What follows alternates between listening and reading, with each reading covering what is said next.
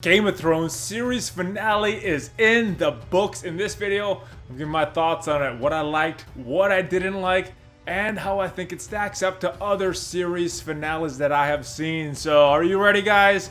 Let's go smash it. ValleyFlyin.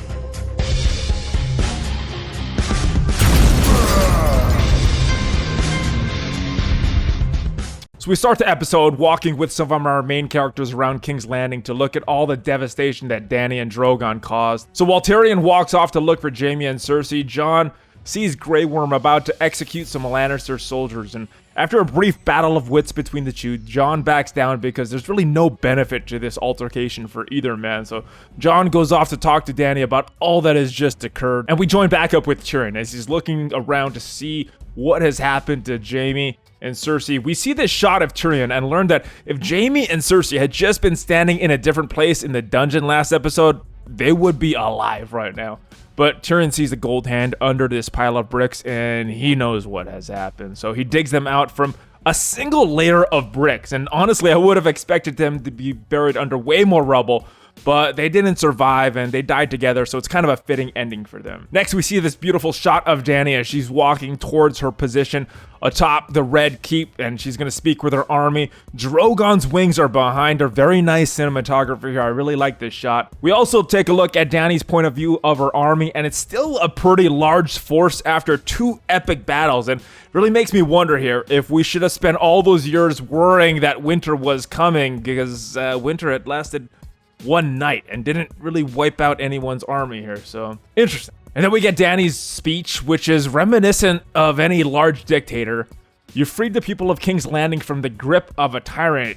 Yeah, but what was that tyrant replaced with? It looks like another tyrant after which she's acting. And big line here is that the war isn't over. Now that they've taken King's Landing, they're gonna liberate the entire world. And Arya doesn't like what she hears, neither does Jon or anyone else. Tyrion meets up with Dany to determine his fate because last time he was betraying Dany to set his brother Jaime free. And before she could dish out any punishment to him, he resigns from his job of Hand of the King and he is taken off to jail. And Jon, he cannot believe who Dany has become in such a short time. And don't worry, Jon, because none of us can believe how quick her transformation happened either. Dany just gives him the wicked eye roll and walks off. Suddenly, Arya is standing right beside Jon, and he can't believe that she's there. She tells him that she came there to kill Cersei, but Dany got to her first. She also reiterates to Jon how much of a threat to her that he is. And then Miss Obvious reveals that she knows a killer when she sees one. Yeah, I mean, as if you can't tell by all the dead bodies and all the rubble and ashes, yeah. So Jon goes off to see Tyrion in jail, and Tyrion wants Jon to see what a monster Dany is. And Jon wants Tyrion to know what a good person he is for following his queen no matter what. Tyrion asks Jon if he thinks that she is done with her war, and Jon responds. Jon starts defending Dany, but Tyrion asks him if he would have done the same on a dragon. Jon again won't give an answer, so Tyrion reminds the audience, he reminds Jon of all of the bad things that Dany has done in the past. She killed a bunch of people, but they were all bad people, so nobody cared. But this time it is different because these are all innocent people. Love is the death of duty. Nice callback to Maester Aemon from Jon, and Tyrion asks Jon to end Dany. It's a terrible thing I'm asking. It's also the right thing. Who is more dangerous than the rightful heir to the Iron Throne? Jon is so much like Ned Stark that he can't betray his honor even if he knows that he's doing it for the greater good.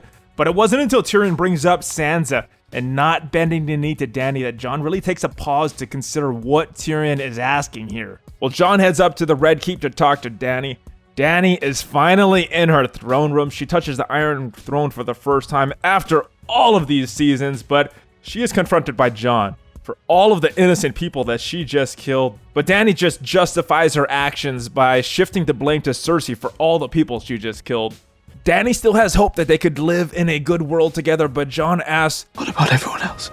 They don't get to choose. And it is at this moment that Jon realizes that she won't be stopped. She can't be stopped, so he says goodbye to her. You are my queen. Now and always. He gives her a kiss, and then it's done. And just like Ygritte, the woman that Jon loves dies in Jon's arms. And in what has to be one of the most tragic ends to a character, Dany dies. And man, I was rooting for her to redeem herself, even after that big meltdown last week. I mean, we've been through so much with her. We see her rise all the way from slave to queen of the Seven Kingdoms, and then her character switched so quickly from protector of the innocent to someone that destroys an entire city because she got mad. But there's no time for mourning because Drogon is here. He is woken up, and I'm wondering if he's going to make Jon pay for this or if he's going to recognize Jon as a Targaryen. Well, the answer is neither, because he doesn't attack Jon, he attacks the Iron Throne, which is the thing that ultimately caused all this death and destruction. He grabs Dany's body and flies off. Where's he going? Maybe he's taking her to a Red Priest for some resurrection or something. And Tyrion is now brought in front of the Lords of Westeros for his trial. There's no king to decide his fate, or Jon's fate, so the Lords listen to the prisoners and vote on a new king. Sam's idea is democracy. It's kind of laughed off, even though the Night's Watch does it and the Iron Islands do it, which makes Yara's reaction kind of strange.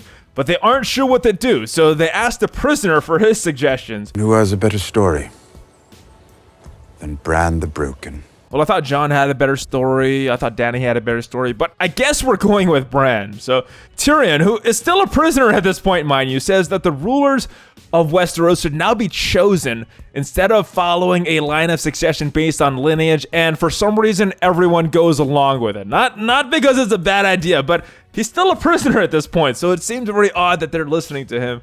And Tyrion asks Bran if he will lead. The man who just a few episodes ago said he wanted nothing. The man that is now the three-eyed raven. The man that could potentially live for thousands of years. So Bran responds with one of the most cringy lines in the episode. Why do you think I came all this way? It makes me wonder if Bran saw all of this from the beginning. Did he know that Dany would go crazy? Did he know that all of these people would die?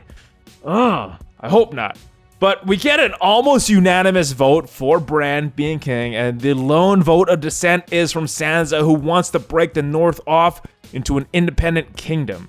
And Bran gives her the nod of yes. So Bran asks Tyrion to be his hand of the king. So Tyrion goes from prisoner at the beginning of this scene to the second most powerful man in all of Westeros by the end of it. And if anyone knows how to play this Game of Thrones, it has to be Tyrion. So his character is getting a good ending.